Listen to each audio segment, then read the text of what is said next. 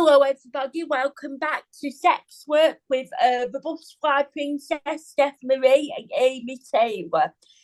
Episode 5 of the series, me and Amy were going to discuss legal and social stigmas. So, what we're going to be discussing in this episode is we're going to be exploring the legal challenges sex workers face and how social stigmas affect the mental health, safety, and access to resources.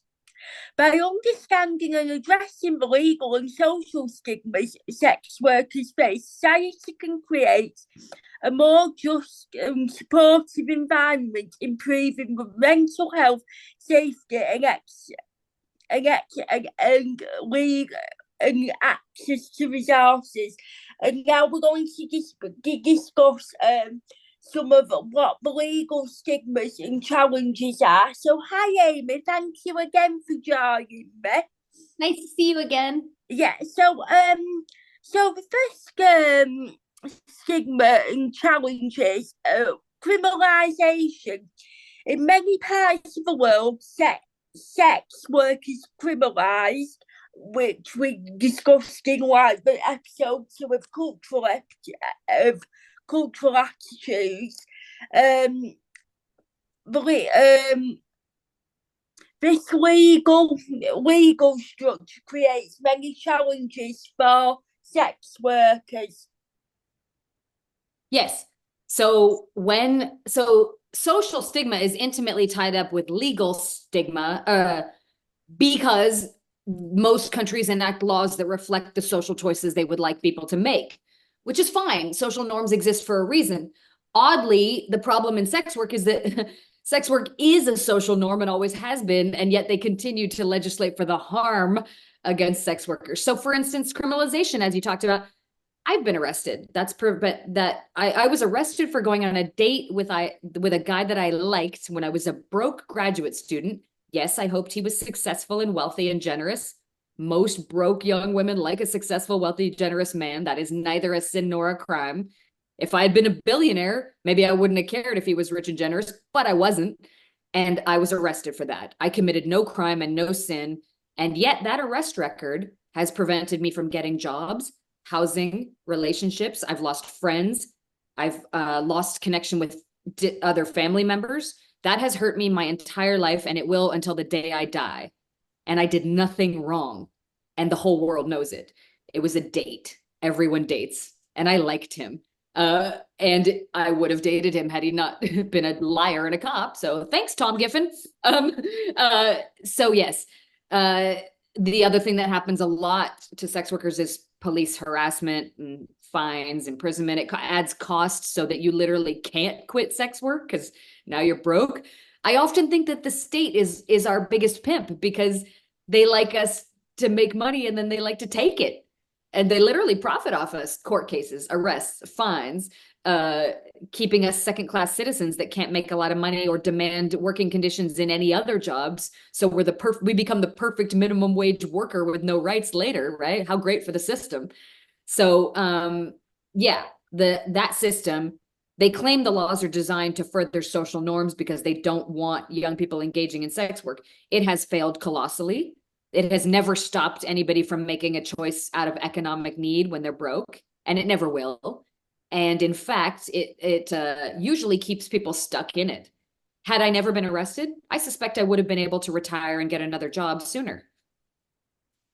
And obviously, the next part of the partial criminalisation. I mean, we touched on this briefly when we talked about social attitudes to cultural attitudes, and we discussed how some parts of the work of sex work is legal in some countries, but other countries it's not, and so that must create a lot of confusion. Indeed, you're correct. It does. It's very difficult to apply the law consistently when things are quasi-legal, like dungeons. Is that sexual contact or not? Well, it's subject to debate. The person might be getting sexually aroused, but they're not having sex by most people's definition of sex, but are they? Strip clubs. That's definitely a sexually charged environment. So we make these patchwork laws that strippers in Arizona have to cover their nipples in case they're lactating. Some strip clubs, if there's alcohol, the stripper has to keep her panties on. If it's no alcohol, she can be nude. The idea is that the alcohol makes it harder to enforce boundaries, and a drunk guy is gonna grope the stripper more than a sober guy. I get it, but this insane landscape patchwork of stuff, it provides loopholes for people who break the laws, uh, and it's the enforcement is a nightmare. I don't know whether law enforcement just enjoys that, because then they can go hunting in this messy landscape, and it's fun for them to go hunting and fishing for broke, vulnerable people to send to jail and put in court and be fodder for the system, or what, because it's a nightmare, and it partial criminalization, it just doesn't work. It's accomplishing nothing. And so obviously, now we're going to discuss some of the social stigmas. And one is like, it's come up a lot in this series, as it does come up a lot in everyday life. Mental health, because of the social stigmas and everything that surrounds it, that is going to have a profound impact on the sex workers' mental health and well-being, and also the physical well-being as well. Of course, the body and mind are tied. If you have elevated cortisol levels all the time, you hoard blood sugar and get abdominal fat and don't sleep as well. And we know very well that being constantly under stress leads to poor physical outcomes, not just heart attacks, but everything else too.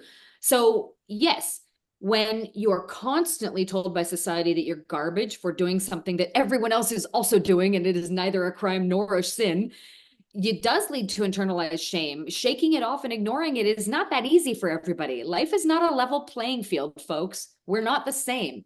I know it's difficult to think empathetically that someone else is different than you, but they are.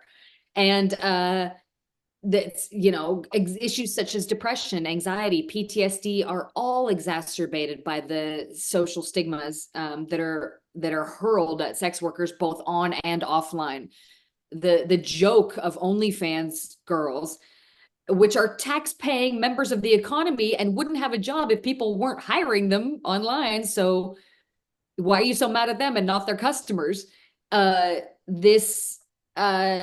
lot of people react to that by insulating more, becoming more isolated. You have to lie to your family, friends, other profession, neighbors about your job. That reduces your social support network. It increases feelings of loneliness and stress. None of it's good. And people feel free to judge. They feel free to be proud of what they do. But frankly, I think there's a lot of jobs that are questionable of how good or bad you are. And we wrap some of them up in a lot of status, and those people get to feel good about what they do. And other members of our economy have to feel like garbage about what they do, when what they do is equally crucial and equally a part of the fabric of our society. And obviously, these safety stigmas, really have a negative impact on the safety of the sex worker in several different ways. Yes, of course they do. You're correct. So when things are stigmatized, when it's not given legitimacy, you don't have legitimate people providing legitimate places to work, which would reduce the risk of violence and exploitation. Everything goes underground into this seedy underground abusive economy. You can't report violence. You're not taken seriously by authorities when you do. When I sued a pimp who was trying to hurt me, 4 judges tried to throw my case out of court because they basically said that my life didn't matter. I had a pimp trying to kill me, and judges basically said that I was a garbage person who should end up face down in a gutter because look at my choices in life. Ignoring the fact that I am also a sister and a daughter and a pilot and an MBA, and I took an oil company public with my bosses, and I've been a scientist, and none of the other stuff of what I've accomplished in life mattered. Only that I've done sex work, that I should die. And luckily I had an aggressive lawyer who didn't agree with that, and we got a good judge who saw me as a human being. But do you know how much work and maybe delusion on my part that took to keep fighting? Not everybody can stand it. And so, yeah, there are unaddressed abuses that go on because of the shame and mental health issues that are exacerbated by stigma. And the next sort of stigma is access to resources. Stigma and legal challenges restrict access to the access of sex workers to essential resources like healthcare and legal, like you've just said, if you wanted to take someone to court like because they've tried to hurt you. Sure. I mean, a lot of us, I mean, not just sex workers, but a lot of people lie to their gynecologist, because if you are promiscuous, your insurance rates will go up, or you might even lose your health care. We stigma in general, not of just sex workers, but of everybody, results in lying. That's what happens when you stigmatize people, is you get bad data and you get lies because people are trying to protect themselves and their access to resources. So when you don't let people tell the truth, when you don't fiat lux, as my alma mater said, you get a withholding of information. So healthcare providers get worse outcomes. They don't know how to treat. That compromises health and safety of people because you're just getting bad info when people can't be honest. If I tell the truth to my doctors, I lose my healthcare, right? I got a pap smear once, the lady exam you get every 3 years. And the nurse asked, how many sex partners do you have? At the time, I had 3 or 4 every few months, and all safe. I've never had an STD in my life. And I lied and said that I was monogamous, which was not true. And she looked at me and was like, are you sure? I don't know. I guess I look sexy, whatever. I don't care. But I wanted to ask her, like, do you know where your boyfriend or husband or girlfriend is right now? Are you sure you're in a monogamous closed loop? Because you don't know either. You think you are, and you think you're better than me because you think you have fewer partners. Yay for you if you do. Congratulations. But you don't actually know that. So you should be getting tested too. You should be taking precautions too. Everyone should, because you don't know. And judge not, yes, lest ye be judged, as the old good book says, right? Mm. We lose housing. I had an enemy who hated me and posted my address on the internet and said that I was running a prostitution ring from my home, which is insane. I was not. I've never done anything like that, nor would I. When I'm home, I'm with my dog and usually alone or with 1 or 2 neighbors or friends having a glass of wine. And luckily the building didn't care, law enforcement didn't care, because it was obviously not true. But this was a person who wanted me to lose my housing simply because this person hated me. And they used criminalization and stigma to try to render me homeless because they could. It didn't work, thank God, but in other cases it might. That's what people do to us. And how can a sort of a society sort of address these stigmas and legal challenges? Well, obviously, decriminalizing our work and, regulating it some. I don't suspect we will get legal rights without regulation. I'd love full decriminalization where they just leave us alone, but I suspect the government will want control because it tends to, at least in America. But providing labor rights, it'd be great if we had a union. It'd be great if we could get 401ks and SEP IRAs. And, we are already paying taxes with no rights. I've given millions to the government over the years and I get no rights. If I'm such scum, how come half the money goes to the state and feds for 22 years now? It would be nice if we could openly talk honestly with our healthcare providers and not lose our healthcare. It'd be great if we didn't have to worry about our housing when we came home from work. And all of that starts with what you're doing, raising awareness, educating the public that we're human beings, advocating. If we challenge stereotypes, then maybe the legal environment can get better after that. But culture tends to change first, and then the public pushes for different laws. Usually it's first culture. It's very interesting, and I'm really glad that we've collaborated on this series. I think it'll be a real eye opener for people. I hope so. There's a lot of hate against us, and there may be a rightward turn to conservatism, which will make it even more difficult for us. It will also make it more profitable for those coming after me, because every time it's more difficult, there's fewer people in it. And those left in it, although they suffer more, they also make more, because when men are more confined to monogamous marriages, they hire sex workers even more. So whichever way this goes, we will exist, and we will survive. But I would like a society much more like New Zealand or Belgium or Canada or Australia or Germany or England.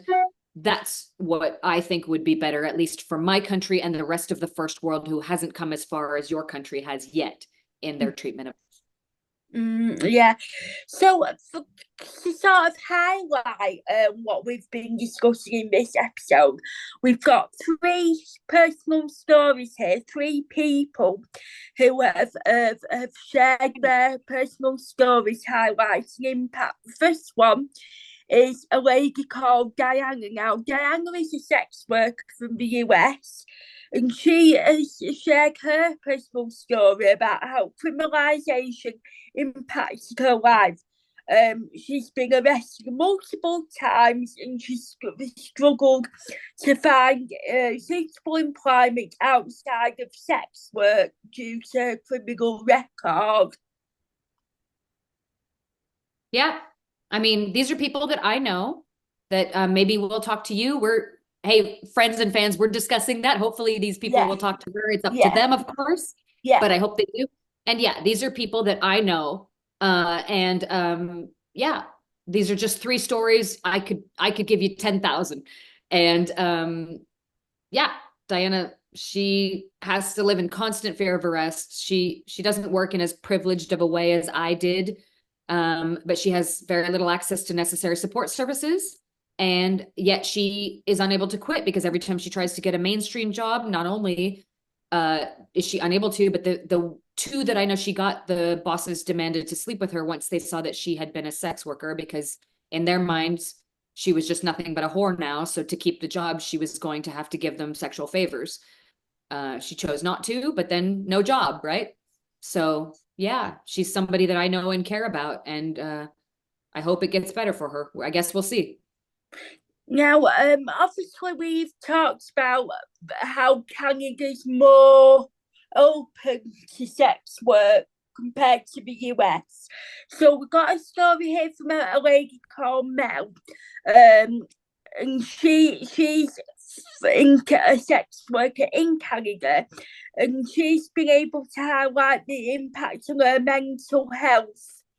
And she describes, and she's often described feeling isolated, unable to confide in family and friends about her professions. Mel's experience underscores the importance of creating supportive communities where sex workers can seek mental health support without fear of judgment. Yeah, thank you for sharing that we talked about. Yeah, she's in an environment that's not criminalized outright. They're examining the Nordic model, doing some of that, which we've talked about in a previous episode. Yeah, but she's still in a stigmatized environment, and it's very hard on her. So thanks for sharing her story. And the third story that we want to highlight is from a male's perspective. Obviously, there are male sex workers as well as female, so it's not just a purely female-dominated profession. Obviously, there are some males who work in the sex industry. This is a story from a guy called Carlos, who is a male sex worker from Spain, and he's been able to discuss the discrimination he faced in healthcare settings. Doctors often judged him or provided subpar care once they heard of his profession. Carlos's story highlights the need for healthcare providers to receive training on how to offer non-judgment or comprehensive care to sex workers. Now that's very similar towards like, because if you look towards the AIDS or whatever, you know, when the AIDS pandemic was about with the gay community, and people thought that, you know, AIDS was just something that you know, gay men got because they were very promiscuous, and they were often judged by healthcare professionals because, you know, of their sexuality. It is exactly the same. And meanwhile, finance bros making $5 million a year snorting cocaine every day get treated great, even though we know that cocaine use has negative outcomes for your healthcare and makes you a more risky case for any insurance company. So some of us, life is a lot of times about status. If you ever go to court, God forbid you get arrested, you will spend time in front of a judge basically showing letters from family and friends and showing your education and your job and trying to tell the world that you matter because you're a good person. And much of life is about status. When you date, you try to show to another person you're worthy. When you apply for an apartment, all of that. And so societies have decided that sex workers are the bottom level, they're garbage, and their lives just matter a little less than other people. And I think that's wrong and harmful because sex workers are also parents and friends. They typically go on to do other jobs. Not that that's the reason you should care about somebody, but they do. And they are often doing other jobs, and they are parents. And yet, when people like Carlos, even in a country that's got a more liberal attitude towards sex work, Spain, they still judge him as less worthy of healthcare. They're just more dismissive, and that has negative results in outcomes. So yeah, I've tried to get therapists, and they've said things. They've thought that like every single problem I had in my entire life was related to having had been an escort, a high-end companion, where, you know, I have other problems that are unrelated to that, but they sort of are very dismissive once they know this little nugget, because people latch onto it as if it's, I think it's just delicious for people because, ooh, sex.